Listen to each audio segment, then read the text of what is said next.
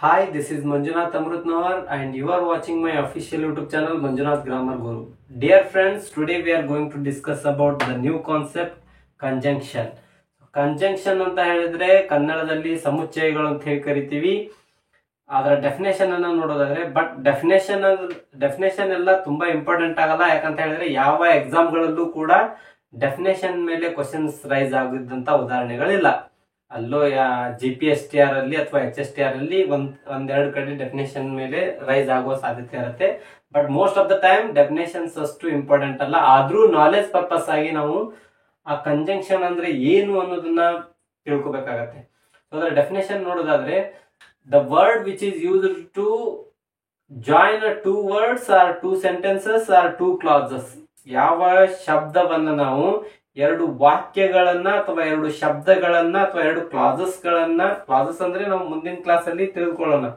So ಎರಡು classes ಗಳನ್ನ ಜೋಡಣೆ ಮಾಡ್ಲಿಕ್ಕೆ ಬಳಸ್ತೀವಲ್ವಾ, ಅಂತಹ ಶಬ್ದಗಳನ್ನ ನಾವು ಕಂಜಂಕ್ಷನ್ ಅಂತ ಹೇಳಿ ಕರಿತೀವಿ.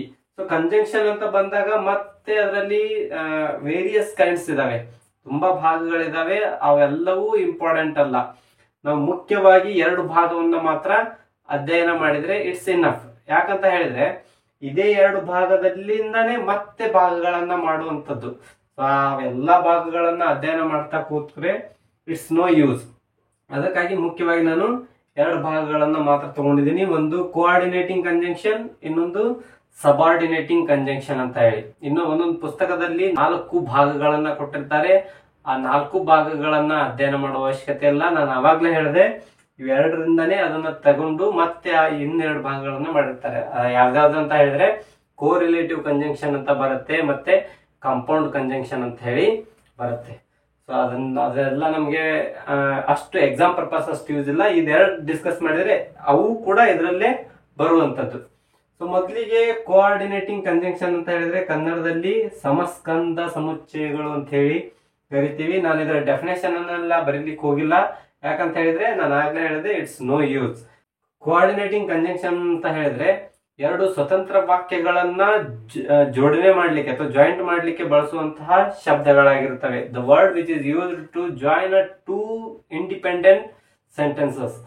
ಅಂದ್ರೆ ಎರಡೂ ಸ್ವತಂತ್ರವಾಗಿರ್ಬೇಕು ಅಂತಹ ಶಬ್ದಗಳಾಗಿರ್ಬೋದು ಅಥವಾ ವಾಕ್ಯಗಳಾಗಿರ್ಬೋದು, ಅವುಗಳನ್ನ ಜೋಡಣೆ ಮಾಡ್ಲಿಕ್ಕೆ ಬಳಸುವಂತದ್ದೇ ಕೋಆರ್ಡಿನೇಟಿಂಗ್ ಕಂಜಂಕ್ಷನ್ ಆಗಿರ್ತವೆ. ಅವು ಯಾವ್ದಂತ ಹೇಳಿದ್ರೆ and, but, also, or, both and, either, or, neither, nor, not only, but also, ಈ ರೀತಿ ಬರ್ತಕ್ಕಂತ ಕಂಜಂಕ್ಷನ್ ಗಳನ್ನ ಕೋಆರ್ಡಿನೇಟಿಂಗ್ ಕಂಜಂಕ್ಷನ್ ಅಂತ ಹೇಳಿ ಕರಿತೀವಿ.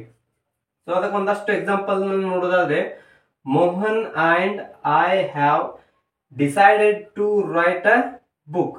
ಮೋಹನ್ ಮತ್ತು ನನಗೂ ಅಂದ್ರೆ ಇವೆರಡೂ ಶಬ್ದಗಳಿಗೆ ಜೋಡಣೆ ಮಾಡಿ ಹೇಳಬೇಕಾಗಿದೆ. ಅದಕ್ಕೋಸ್ಕರ ನಾವಿಲ್ಲಿ ಅಂಡ್ ಅನ್ನುವ ಕಂಜಂಕ್ಷನ್ ಅನ್ನ ಬಳಸಿದ್ವಿ. ಇನ್ನ ಸೆಕೆಂಡ್ ಒನ್ ನೋಡೋದಾದ್ರೆ he is both handsome and clever. ಇಲ್ಲಿ ಬೋತ್ ಮತ್ತು ಅಂಡ್ ಅನ್ನುವಂತಹ ಎರಡು ಕಂಜಂಕ್ಷನ್ ಗಳನ್ನ ಒಟ್ಟಿಗೆ ಒಂದೇ ಲೈನ್ ಅಲ್ಲಿ ಅಂದ್ರೆ ಒಂದೇ ಸೆಂಟೆನ್ಸ್ ಅಲ್ಲಿ ಬಳಸಿರುವಂತದ್ದು. ಅವನು ಬರೀ ಹ್ಯಾಂಡ್ಸಮ್ ಅಷ್ಟೇ ಅಲ್ಲ, ಅವ ಏನದನ ಕ್ಲೆವರು ಇದ್ದಾನೆ ಅನ್ನೋದನ್ನ ಹೇಳಲಿಕ್ಕೆ ಬೋತ್ ಅಂಡ್ ಅಂತಕ್ಕಂತಹ ಕಂಜಂಕ್ಷನ್ ಅನ್ನ ಬಳಸಿದೀವಿ. He not only wrote the song but also sang it well. ಅವನು ಬರೇ ಆ ಪದ್ಯವನ್ನ ಅಥವಾ ಹಾಡನ್ನ ಬರೀಲಿಲ್ಲ, ಹಾಡಿದ ಕೂಡ. ನಾಟ್ ಓನ್ಲಿ ಬಟ್ ಆಲ್ಸೋ ಅಂತಕ್ಕಂತಹ ಕಂಜಂಕ್ಷನ್ ಅನ್ನ ನಾವು ಒಂದೇ ವಾಕ್ಯದಲ್ಲಿ ಬಳಸಿರುವಂತದ್ದು. ಸೊ ಈ ರೀತಿಯಾದಂತ ಕಂಜಂಕ್ಷನ್ ತುಂಬಾ ಇಂಪಾರ್ಟೆಂಟ್ ಆಗಿರುತ್ತೆ. ಒಂದು ಈಗಲೇ ನೆನ್ಪಿಟ್ಕೊಂಡ್ಬಿಡಿ, ಏನಂತ ಹೇಳಿದ್ರೆ ಬೋತ್ ಅಂತ ಬಂದಾಗ ಅಂಡ್ ಅನ್ನೋದೇ ಬರಬೇಕು ಇದರ ಜಾಗದಲ್ಲಿ. ಮತ್ತೆ ಇದು ಇದು ಇದು ಬೇರೆ ಯಾವ ಶಬ್ದವೂ ಬರುವ ಹಾಗಿಲ್ಲ. ಆಮೇಲೆ ಐದರ್ ಅಂತ ಬಂದಾಗ ಆರೇ ಬರ್ಬೇಕು, ನೈದರ್ ಅಂತ ಬಂದಾಗ ನಾರ್ ಬರ್ಬೇಕು, ನಾಟ್ ಓನ್ಲಿ ಅಂದಾಗ ಬಟ್ ಆಲ್ಸೋ ಬರ್ಬೇಕು. ಸೊ ಎಕ್ಸಾಮ್ ಅಲ್ಲಿ ಏನ್ ಮಾಡ್ತಾರೆ ಅಂತ ಹೇಳಿದ್ರೆ ಐದರ್ ಅಂತ ಕೊಡ್ತಾರೆ, ಇಲ್ಲಿ ನಾರ್ ಅಂತ ಕೊಡ್ತಾರೆ, ಒಟ್ಟು ಎರರ್ ಐಡೆಂಟಿಫಿಕೇಶನ್ ಅಲ್ಲಿ ಕೇಳ್ತಾರೆ. ಅವಾಗ ಇದು ನಾರ್ ಅಲ್ಲ ಆರ್ ಅನ್ನೋದು ಬರ್ಬೇಕು. ಯಾಕಂತ ಹೇಳಿದ್ರೆ ಐದರ್ ಆರ್ ಅನ್ನೋ ಕಂಜಂಕ್ಷನ್ ಜಾಯಿಂಟ್ ಆಗಿ ಬರುವಂತದ್ದು, ನೈದರ್ ಜೊತೆ ನಾರ್ ಬರುವಂತದ್ದು. ಸೊ ಈ ರೀತಿಯಾಗಿ ಕ್ವಶನ್ಸ್ ಗಳು ಬರುವಂತ ಸಾಧ್ಯತೆ ಇರುತ್ತೆ. ಇದಷ್ಟು ಕೋಆರ್ಡಿನೇಟಿಂಗ್ ಕಂಜಂಕ್ಷನ್ ಆದ್ರೆ ಇನ್ನ ಸಬಾರ್ಡಿನೇಟಿಂಗ್ ಕಂಜಂಕ್ಷನ್ ಅಂತ ಬಂದ್ರೆ ಅದನ್ನ ಅಧೀನ ಸಮುಚ್ಚಯಗಳು ಅಂತ ಹೇಳಿ ಕರಿತೀವಿ. ಒಂದು ಸ್ವತಂತ್ರವಾದ ವಾಕ್ಯ ಇರುತ್ತೆ, ಅದಕ್ಕೆ ಇನ್ನೊಂದು ಅಧೀನವಾಗಿ ಬಂದಿರತಕ್ಕಂತಹ ವಾಕ್ಯವನ್ನ ಜೋಡಣೆ ಮಾಡಿ ಹೇಳಲಿಕ್ಕೆ ಬಳಸುವಂತಹ ಶಬ್ದಗಳನ್ನ ನಾವು ಸಬಾರ್ಡಿನೇಟಿಂಗ್ ಕಂಜಂಕ್ಷನ್ ಅಂತ ಹೇಳಿ ಕರಿತೀವಿ. ಅವೆಲ್ಲ ಯಾವ್ಯಾವ ಅಂತ ಹೇಳಿದ್ರೆ because, after, if, that, till, as, before, unless, WH words ಅಂದ್ರೆ ಹೂ, ವೇರ್, ವೆನ್, ವೈ, ಈ ರೀತಿ WH ಕ್ವಶನ್ಸ್ ಇಂದ WH ವರ್ಡ್ ಇಂದ ಸ್ಟಾರ್ಟ್ ಆಗುವಂತ ಎಲ್ಲ ವರ್ಡ್ಗಳು. ಸೊ ಅವುಗಳನ್ನು ನಾವು ಸಬಾರ್ಡಿನೇಟಿಂಗ್ ಕಂಜಂಕ್ಷನ್ ಅಂತ ಹೇಳಿ ಕರಿತೀವಿ. ತುಂಬಾ ಇದಾವೆ, ನಾನು ಜಸ್ಟ್ ನಿಮ್ ನಾಲೆಜಿಗೋಸ್ಕರ ಒಂದಷ್ಟನ್ನ ಮಾತ್ರ ಬರ್ದಿದ್ದೀನಿ.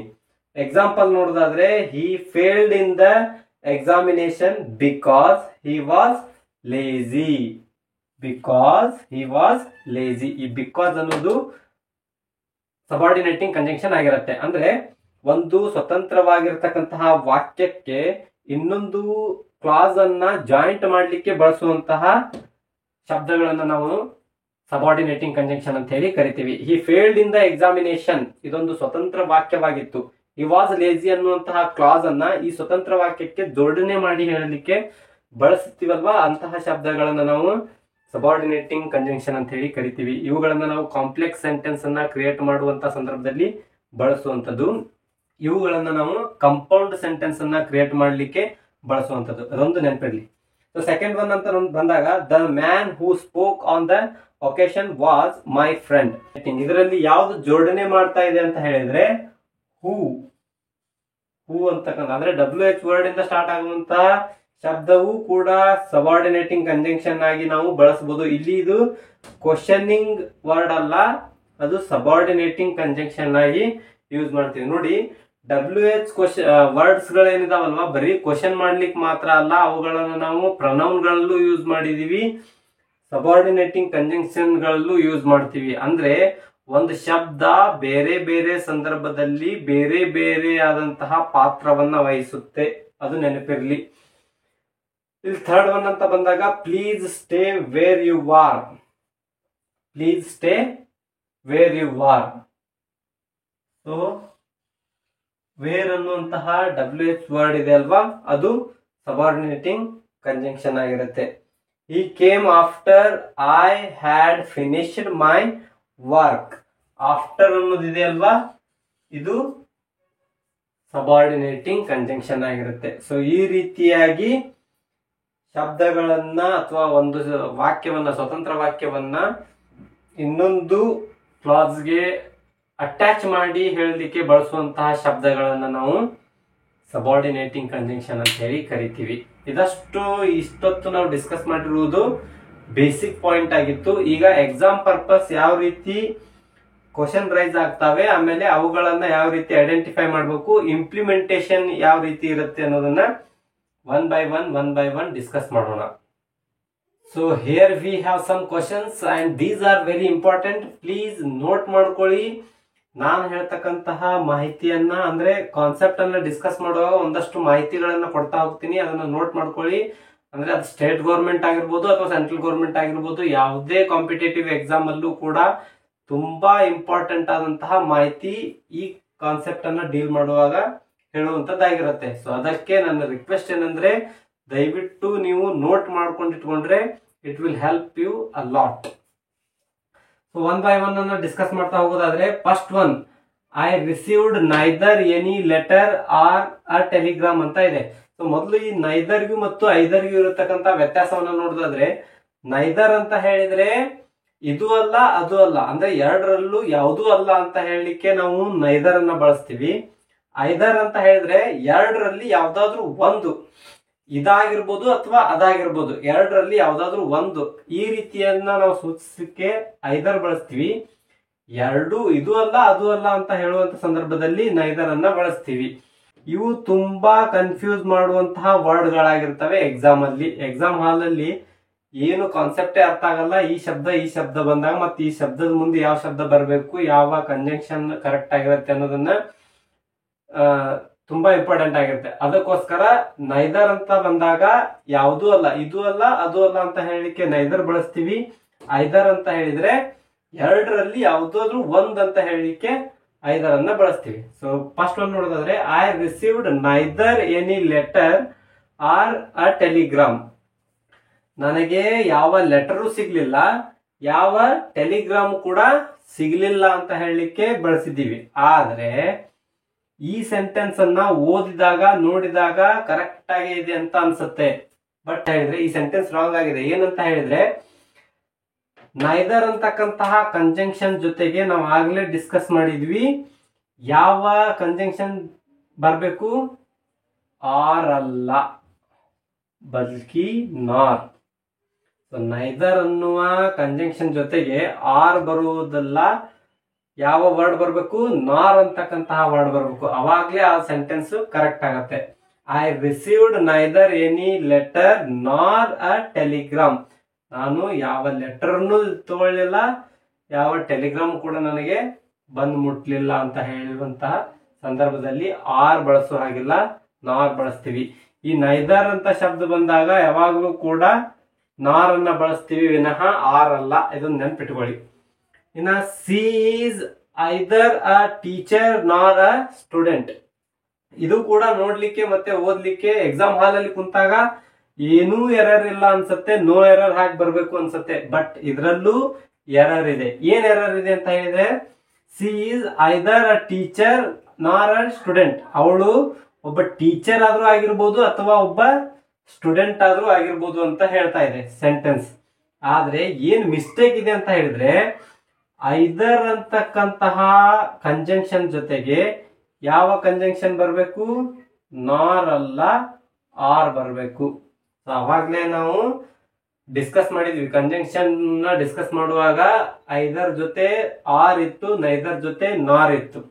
ಸೊ ಐದರ್ ಅಂತ ಬಂದಾಗ ಅದು ಯಾವಾಗಲೂ ನಾರ್ ಅನ್ನ ತಗೊಳ್ಳಲ್ಲ, ಆರ್ ಅನ್ನುವಂತಹ ಕಂಜಂಕ್ಷನ್ ಅನ್ನ ತಗೊಳುತ್ತೆ. ಸೊ ಇದು ಇಂಪಾರ್ಟೆಂಟ್ ಆದಂತಹ ಕಾನ್ಸೆಪ್ಟ್ ಆಗಿದೆ, ದಯವಿಟ್ಟು ನೋಟ್ ಮಾಡ್ಕೊಳ್ಳಿ. Third one, you should either come today or tomorrow. ಇಲ್ಲಿ ನೋಡಿ, ಮೇಲಿನ ಎರಡು ಕ್ವಶನ್ಸ್ ಗಳಿಗೆ ರಾಂಗ್ ಆಗಿ ಕೊಟ್ಟಿದ್ರು, ಅದನ್ನ ನಾವು ರೈಟ್ ಮಾಡಿದ್ವಿ. ನೈದರ್ ಜೊತೆ ಆರ್ ಕೊಟ್ಟಿದ್ರು, ಅದನ್ನ ಕ್ಯಾನ್ಸಲ್ ಮಾಡಿ ನಾರ್ ಮಾಡಿದ್ವಿ. ಐದರ್ ಜೊತೆ ನಾರ್ ಕೊಟ್ಟಿದ್ರು, ಅದನ್ನ ಕ್ಯಾನ್ಸಲ್ ಮಾಡಿ ಆರ್ ಮಾಡಿದ್ವಿ. ಇಲ್ಲಿ ಸ್ವಲ್ಪ ನೋಡಿದಾಗ you should either come today or tomorrow. ನೀನು ಇವತ್ತಾದ್ರೂ ಬರಬೇಕು ಅಥವಾ ನಾಳೆ ಆದ್ರೂ ಬರ್ಬೇಕು. ಇವತ್ತು ಅಥವಾ ನಾಳೆ 2 ದಿನದಲ್ಲಿ ಒಂದ್ ದಿನ, ಯಾವ್ದಾದ್ರು ಒಂದ್ ದಿನ ನೀವು ಬರ್ಬೇಕು ಅಂತ ಹೇಳ್ತಾ ಇದಾರೆ. ಸೊ ಇದು ಐದರ್ ಅಂತ ಇದೆ ಕಂಜಂಕ್ಷನ್, ಅದರ ಮುಂದ್ಗಡೆ ಆರ್ ಅಂತ ಬರ್ಬೇಕು. ಐದರ್ ಅಂತ ಇದೆ, ಆರ್ ಅಂತ ಬರ್ಬೇಕು, ಆರ್ ಅಂತ ಬಂದಿದೆ. ಸೊ ಏನ್ ಪ್ರಾಬ್ಲಮ್ ಇಲ್ಲ. ಹಾಗಿದ್ರೆ ಇದು ನೋ ಎರರ್ ಅಲ್ಲ, ಇಲ್ಲಿ ಎರರ್ ಇದೆ. ಏನ್ ಸರ್ ಇಷ್ಟೊತ್ತು ಐದರ್ ಜೊತೆ ಆರ್ ಬರ್ಬೇಕು, ನೈದರ್ ಜೊತೆ ನಾರ್ ಬರ್ಬೇಕಂತ ಹೇಳಿದ್ರಿ, ಈಗ ಐದರ್ ಜೊತೆ ಆರ್ ಬಂದಿದೆ ಅಲ್ಲ, ಮತ್ತೆ ಯಾಕೆ ಎರರ್ ಅದು? ಯಾಕೆ ಎರರ್ ಅಂತ ಹೇಳಿದ್ರೆ, ಐದರ್ ಅನ್ನುವ ಶಬ್ದ ಮತ್ತು ಆರ್ ಅನ್ನುವ ಶಬ್ದ ಎರಡು ನೌನ್ ಹಿಂದ್ಗಡೆನೆ ಬರಬೇಕು ವಿನಃ, ಅಥವಾ ಎರಡು ವರ್ಬ್ ಹಿಂದ್ಗಡೆನೆ ಬರಬೇಕು. ಇಲ್ಲಿ ನೋಡಿ, ಐದರ್ ಅನ್ನೋದು ವರ್ಬ್ ಹಿಂದ್ಗಡೆ ಬಂದಿದೆ, ಆರ್ ಅನ್ನೋದು ನೌನ್ ಹಿಂದ್ಗಡೆ ಬಂದಿದೆ. ಈ ರೀತಿ ಕಾನ್ಸೆಪ್ಟ್ ಇಲ್ಲ. ಏನ್ ಕಾನ್ಸೆಪ್ಟ್ ಇದ್ರದ್ದು ಅಂತ ಹೇಳಿದ್ರೆ, ನೈದರ್ ಅನ್ನೋದು ನೌನ್ ಹಿಂದ್ಗಡೆನೆ ಬರ್ಬೇಕು, ಆರ್ ಅನ್ನೋದು ನೌನ್ ಹಿಂದ್ಗಡೆನೆ ಬರ್ಬೇಕು, ಅವಾಗ ಕರೆಕ್ಟ್ ಆಗತ್ತೆ. ಇಲ್ಲ ಐದರ್ ಅನ್ನೋದು ವರ್ಬ್ ಹಿಂದ್ಗಡೆ ಬಂದಾಗ ಆರ್ ಅನ್ನೋದು ಕೂಡ ಇನ್ನೊಂದು ವರ್ಬಿನ ಹಿಂದ್ಗಡೆನೆ ಬರಬೇಕು. ಆದ್ರೆ ಇಲ್ಲಿ ಇನ್ನೊಂದು ವರ್ಬ್ ಇಲ್ಲ, ಇಲ್ಲಿರುವಂತದ್ದು ನೌನ್ ಆಗಿದೆ. ಅದಕ್ಕೋಸ್ಕರ ಇದ್ರ ಸೆಂಟೆನ್ಸ್ ರಾಂಗ್ ಆಗಿದೆ. ಇದ್ರ ಕರೆಕ್ಟ್ ಫಾರ್ಮೇಶನ್ ಏನಾಗಿದ್ರೆ, ಇದ್ರ ಕರೆಕ್ಟ್ ಫಾರ್ಮೇಶನ್ ಐದರ್ ಇಲ್ಲಿ ಹೋಗ್ಬೇಕು, ಕಮ್ ಅನ್ನೋದು ಇಲ್ಲಿ ಬರಬೇಕು. You should come either today or tomorrow. ಅಂದ್ರೆ ಈ ಐದರ್ ಅನ್ನ ಇಲ್ಲಿ ಹಾಕಿದಾಗ ಈ ನೌನಿನ ಹಿಂದ್ಗಡೆ ಐದರ್ ಬಂತು, ಈ ನೌನಿನ ಹಿಂದ್ಗಡೆ ಆರ್ ಬಂತು. ಅಂದ್ರೆ ಐದರ್ ಆರ್ ಅನ್ನುವಂತಹ ವರ್ಡ್ ಎರಡು ನೌನ್ ಹಿಂದ್ಗಡೆನೆ ಬರಬೇಕು ಅಥವಾ ಎರಡು ವರ್ಬ್ ಹಿಂದ್ಗಡೆನೆ ಬಳಸುವಂತದ್ದು. ಈ ರೀತಿ ಒಂದೇ ಒಂದು ವರ್ಬ್ ಹಿಂದ್ಗಡೆ ಬಂದು ಎರಡು ನೌನ್ಗಳಿಂದ ಮಧ್ಯೆ ಆರ್ ಅಂತ ಬಂದ್ರೆ ಅದು ರಾಂಗ್ ಆಗಿರುತ್ತೆ. ಫೋರ್ತ್ ಒಂದನ್ನ ನೋಡೋದಾದ್ರೆ, neither he is a fool ನಾರ್ ಅ ಮ್ಯಾಡ್ ಮ್ಯಾನ್. ಅವ ಮೂರ್ಖ ಅಥವಾ ಹುಚ್ಚ ಎರಡೂ ಅಲ್ಲ ಅಂತ ಹೇಳಲಿಕ್ಕೆ ಸೆಂಟೆನ್ಸ್ ಅನ್ನ ಬಳಸಿದ್ದಾರೆ. ಆದ್ರೆ ಓದ್ಲಿಕ್ಕೆ ನೋಡ್ಲಿಕ್ಕೆ ಕರೆಕ್ಟ್ ಆಗೇ ಇದೆ ಅನ್ಸುತ್ತೆ, ಬಟ್ ಎರರ್ ಇದೆ. ಏನ್ ಎರರ್ ಇದೆ? ಮೇಲಿನ ಕಾನ್ಸೆಪ್ಟ್ ತರನೇ ಇದು ಕೂಡ. ಏನ್ ಕಾನ್ಸೆಪ್ಟ್ ಅಂತ ಹೇಳಿದ್ರೆ, ನೈದರ್ ಅನ್ನುವಂಥದ್ದು ಮತ್ತೆ ನಾರ್ ಅನ್ನುವಂತಹ ಶಬ್ದ ಯಾವಾಗ್ಲೂ ಎರಡು ನೌನ್ಗಳ ಹಿಂದೆ ಬರಬೇಕು ಅಥವಾ ಎರಡು ವರ್ಬ್ಗಳ ಹಿಂದೆನೆ ಬರಬೇಕು. ಇದು ಯಾವ ರೀತಿ ರಾಂಗ್ ಆಗಿದೆ ಅಂತ ಹೇಳಿದ್ರೆ, ಅ ಫೂಲ್ ಅನ್ನುವಂತಹ ಹಿಂದ್ಗಡೆ ನೈದರ್ ಬರಬೇಕಾಗಿತ್ತು. ಯಾಕಂದ್ರೆ ಅ ಮ್ಯಾಡ್ ಅನ್ನುವಂತಹ ವರ್ಡ್ ಹಿಂದ್ಗಡೆ ನಾರ್ ಇದೆ. ಸೊ ಇಲ್ಲಿ ಅ ಫೂಲ್ ಅನ್ನುವಂತಹ ನೌನ್ ಹಿಂದ್ಗಡೆ ನೈದರ್ ಬರಬೇಕಾಗಿತ್ತು, ಬಟ್ ಇಲ್ಲಿ ಈಸ್ ಬಂದಿದೆ. ಸೊ ಅದಕ್ಕಾಗಿ ಈ ನೈದರ್ ಅನ್ನೋ ಶಬ್ದವನ್ನ ಇಲ್ಲಿ ಹಾಕಿ ಸೆಂಟೆನ್ಸ್ ಅನ್ನ ಮಾಡಬೇಕು. ಯಾವ ರೀತಿ? He is neither a fool ನಾರ್ ಅ ಮ್ಯಾಡ್ ಮ್ಯಾನ್. ಇನ್ನೊಂದ್ಸರಿ ಹೇಳ್ತೀನಿ, he is neither a fool ನಾರ್ ಅ ಮ್ಯಾಡ್ ಮ್ಯಾನ್. ಈ ರೀತಿ ಆದಾಗ ಅದು ಕನ್ಸ್ಟ್ರಕ್ಷನ್ ಸರಿಯಾಗಿರುತ್ತೆ. ಬಟ್ ನೋಡ್ಲಿಕ್ಕೆ ಏನ್ ಕಾಣಿಸ್ತಾ ಇದೆ? ನೈದರ್ ಬಂದಿದೆ, ನಾರ್ ಬಂದಿದೆ, ಸೆಂಟೆನ್ಸ್ ಕರೆಕ್ಟ್ ಆಗಿದೆ ಅನ್ಸುತ್ತೆ. ಆದ್ರೆ ಎರಡು ನೌನ್ಗಳ ಹಿಂದ್ಗಡೆನೆ ಆ ಶಬ್ದಗಳನ್ನ ಬಳಸಿರ್ಬೇಕು. ಐದರ್ ಬಂದಿದೆ, ಆರ್ ಬಂದಿದೆ, ಸೆಂಟೆನ್ಸ್ ಕರೆಕ್ಟ್ ಆಗಿದೆ ಅನ್ಸುತ್ತೆ, ಅದು ರಾಂಗ್. ಎರಡು ನೌನ್ ಹಿಂದ್ಗಡೆನೆ ಆ ಶಬ್ದಗಳು ಬಂದಿರಬೇಕು. ಅಂತ ಸಂದರ್ಭದಲ್ಲಿ ಮಾತ್ರ ಅದು ಕರೆಕ್ಟ್ ಆಗಿರುತ್ತೆ. ಇಲ್ಲಿ ಕೂಡ ನೋಡಿ, ನೈದರ್ ಅಂತಕ್ಕಂಥದ್ದು ಎನಿ ಲೆಟರ್ ಅನ್ನು ಹಿಂದ್ಗಡೆನೆ ಬಂದಿದೆ. ನಾರ್ ಅಂತಕ್ಕಂಥ ವರ್ಡ್ ಅನ್ನ ನಾವು ಟೆಲಿಗ್ರಾಮ್ ಅಂತಕ್ಕಂಥ ನೌನ್ ಹಿಂದ್ಗಡೆನೆ ಬಳಸಿದೀವಿ. ಇಲ್ಲಿ ಕೂಡ ಹಾಗೆ ಐದರ್ ಅಂತಕ್ಕಂಥದ್ದು ಇಲ್ಲಿ ಅ ಟೀಚರ್ ಅನ್ನೋದ್ರ ಹಿಂದ್ಗಡೆನೆ ಬಂದಿದೆ. ಆರ್ ಅನ್ನೋ ಶಬ್ದವನ್ನು ಕೂಡ ನಾವು ಅ ಸ್ಟೂಡೆಂಟಿನ ಹಿಂದ್ಗಡೆನೆ ಬಳಸಿದೀವಿ. ಅಂದ್ರೆ ಕಾನ್ಸೆಪ್ಟ್ ಇಷ್ಟೇ. ಈ ನೈದರ್ ಐದರ್ ದ ಕಾನ್ಸೆಪ್ಟ್ ಏನಂತ ಹೇಳಿದ್ರೆ, ನೈದರ್ ಬಂದಾಗ ನಾರ್ ಬರ್ಬೇಕು, ಐದರ್ ಬಂದಾಗ ಆರ್ ಬರ್ಬೇಕು. ಇನ್ನು ಇವೆರಡು ಎಲ್ಲಿ ಬರ್ಬೇಕು ಅಂತ ಹೇಳಿದ್ರೆ, ಎರಡು ನೌನ್ಗಳ ಹಿಂದ್ಗಡೆ, ಅಂದ್ರೆ ಒಂದಕ್ಕೊಂದು ಒಂದ್ ನೌನ್ ಹಿಂದ್ಗಡೆ ಒಂದ್ ಬರ್ಬೇಕು, ಒಂದ್ ನೌನ್ ಹಿಂದ್ಗಡೆ ಒಂದ್ ಬರ್ಬೇಕು ಅಲ್ವಾ, ಅಥವಾ ವರ್ಬಿನ ಹಿಂದ್ಗಡೆ ಆದ್ರೂ ಬರ್ಬೇಕು. ಸೊ ಅಂತ ಸಂದರ್ಭದಲ್ಲಿ ಮಾತ್ರ ಅವು ಕರೆಕ್ಟ್ ಆಗಿರುತ್ತವೆ ವಿನಃ ಈ ರೀತಿ ಬಂದ್ರೆ ಅದು ರಾಂಗ್ ಇದೆ ಅಂತ ಅರ್ಥ. ಸೊ ಫಿಫ್ತ್ ನಲ್ಲಿ ಹೊಸ ಕಾನ್ಸೆಪ್ಟ್ ಇದೆ. ಏನಂತ ಹೇಳಿದ್ರೆ, ವಿಶಾಲ wood rather speak English but Hindi ಅಂತ ಇದೆ. ಸೊ ರಾದರ್ ಅಂದ್ರೆ ಬದಲಿಗೆ ಅಂತಕ್ಕಂಥದ್ದು ಅರ್ಥ ಕೊಡುತ್ತೆ. ಇದು ನಮ್ಮ ಕಂಜಂಕ್ಷನ್ ಆಗಿರುತ್ತೆ. ಸೊ ಈ ರಾದರ್ ಅಂತ ಬಂದಾಗ, ಸೆಂಟೆನ್ಸ್ ಅಲ್ಲಿ ರಾದರ್ ಅನ್ನುವಂತ ಕಂಜಂಕ್ಷನ್ ಬಂದಾಗ ಅದರ ಮುಂದ್ಗಡೆ ಬಟ್ ಆಗ್ಲಿ ಅಥವಾ ಇನ್ನೊಂದು ಬೇರೆ ಯಾವುದೇ ರೀತಿ ಕಂಜಂಕ್ಷನ್ ಬರದೆ ಏನ್ ಬರಬೇಕು ಅಂತ ಹೇಳಿದ್ರೆ, ದ್ಯಾನ್ ಅನ್ನುವಂತಹ ಕಂಜಂಕ್ಷನ್ ಅನ್ನ ಬಳಸಬೇಕು. ಅಂದ್ರೆ ವಿಶಾಲ wood rather speak English than Hindi ಅಂತ ಆಗ್ಬೇಕಾಗಿತ್ತು. ಬಟ್ ಅನ್ನುವಂತಹ ವರ್ಡ್ ಅನ್ನ ಕೊಟ್ಟು ಎರರ್ ಐಡೆಂಟಿಫಿಕೇಶನ್ ಮಾಡ್ಲಿಕ್ಕೆ ಕೇಳ್ತಾರೆ. ಸೊ ಅಂತ ಸಂದರ್ಭದಲ್ಲಿ ಬಟ್ ಅನ್ನೋದನ್ನ ಅಥವಾ ಬೇರೆ ಯಾವುದೇ ರೀತಿಯಾದಂತಹ ಕಂಜಂಕ್ಷನ್ ಅನ್ನ ಇಲ್ಲಿ ಬಳಸೋ ಹಾಗಿಲ್ಲ. ಅಲ್ಲಿ ಯಾವ ವರ್ಡ್ ಅನ್ನ ಬಳಸಬೇಕು? ದ್ಯಾನ್ ಅನ್ನ ಬಳಸಬೇಕು. ಅಂದ್ರೆ ರಾದರ್ ಅನ್ನುವಂತಹ ಕಂಜಂಕ್ಷನ್ ಬಂದಾಗ ಅದರ ಜೊತೆಗೆ ದ್ಯಾನ್ ಅನ್ನುವಂತಹ ಕಂಜಂಕ್ಷನ್ ಅನ್ನೇ ನಾವು ಬಳಸುವಂತದ್ದು. ಇನ್ನ ಸಿಕ್ಸ್ತ್ ಒನ್ ನೋಡೋದಾದ್ರೆ, Tom loved no other animal except Jerry ಅಂತ ಇದೆ.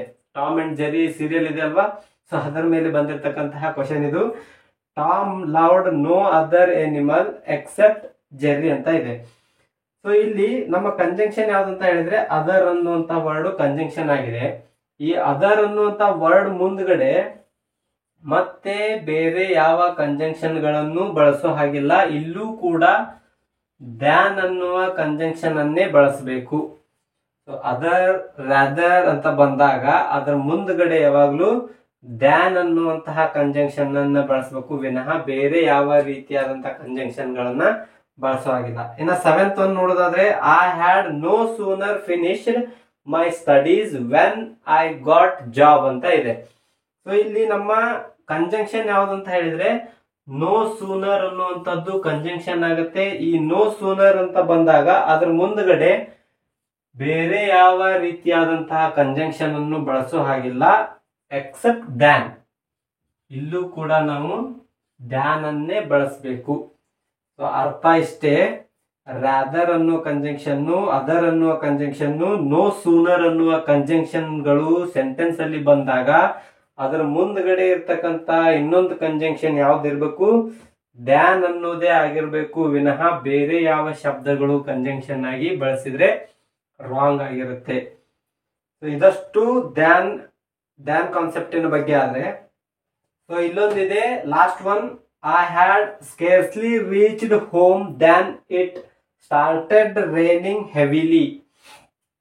ಇಲ್ಲಿ ಸ್ಕೇರ್ಸ್ಲಿ ಅನ್ನೋದು ನಮ್ಮ ಕಂಜಂಕ್ಷನ್ ವರ್ಡ್ ಆಗಿದೆ. ಈ ಕಂಜಂಕ್ಷನ್ ಜೊತೆಗೆ ದ್ಯಾನ್ ಅನ್ನುವಂತ ವರ್ಡ್ ಬಂದಿದೆ, ಆದ್ರೆ ಈ ದ್ಯಾನ್ ಅನ್ನುವಂಥದ್ದನ್ನ ಬಳಸೋ ಹಾಗಿಲ್ಲ. ಸ್ಕೇರ್ಸ್ಲಿ, ರೇರ್ಲಿ, ಹಾರ್ಡ್ಲಿ, ಬೇರ್ಲಿ ಈ ರೀತಿಯಾಗಿ ಬರ್ತಕ್ಕಂತಹ ಶಬ್ದಗಳ ಜೊತೆಗೆ ದ್ಯಾನ್ ಅನ್ನ ಬಳಸೋ ಹಾಗಿಲ್ಲ. ಇದರ ಜೊತೆಗೆ ವೆನ್ ಅನ್ನುವಂತ ಕಂಜಂಕ್ಷನ್ ಅನ್ನ ನಾವು ಬಳಸಿ ಸೆಂಟೆನ್ಸ್ ಅನ್ನ ಮಾಡ್ಬೇಕಾಗತ್ತೆ. So scarcely, rarely, barely, hardly ಈ ರೀತಿ ಬರ್ತಕ್ಕಂತಹ ಕಂಜಂಕ್ಷನ್ಗಳಿಗೆ ಮುಂದ್ಗಡೆ ಯಾವಾಗ್ಲೂ ವೆನ್ ಅನ್ನುವ ಕಂಜಂಕ್ಷನ್ ಅನ್ನೇ ಬಳಸಬೇಕು, ವಿನಃ ಬೇರೆ ಯಾವುದು ಕಂಜಂಕ್ಷನ್ ಅನ್ನು ಬಳಸೋ ಹಾಗಿಲ್ಲ. ಸೊ ಅವಾಗ ಅದು ರಾಂಗ್ ಆಗಿರುತ್ತೆ. ಅದಕ್ಕೆ ರೈಟ್ ಆಗಿ ಮಾಡ್ಬೇಕಂತ ಹೇಳಿದ್ರೆ ವೆನ್ ಅನ್ನುವುದನ್ನ ಹಾಕಿ ರೈಟ್ ಮಾಡ್ಬೇಕಾಗತ್ತೆ. I had scarcely reached home when it started raining heavily. So ಇದಷ್ಟು ಕಂಜಂಕ್ಷನ್ ಬಗ್ಗೆ ಆಯ್ತು.